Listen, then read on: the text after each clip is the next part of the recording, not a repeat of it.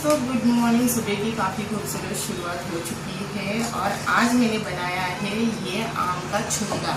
और ये आम का छुंदा मैंने मीठा बनाया है। इसमें मैंने गुड़ ऐड कर दिया है, थोड़े मसाले भी ऐड कर दिए हैं।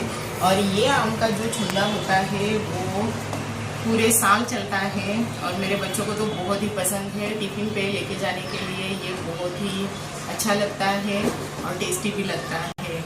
तो ये खट्टा मीठा आम का अचार मैंने कल बनाया था और एक रात मैंने इसी तरह से इसे रख दिया था ताकि पूरा ये मिक्स हो जाए।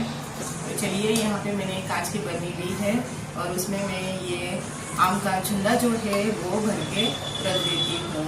तो आप आपके घर पे इस तरह से आम का छुंदा बनाते हो कि नहीं, मुझे कमेंट में ज़रूर बताना। और मैंने बनाया हुआ छुंदा आपको अच्छा लगा होगा तो वीडियो को लाइक, शेयर और सब्सक्राइब ज़रूर करना। Thank you for watching.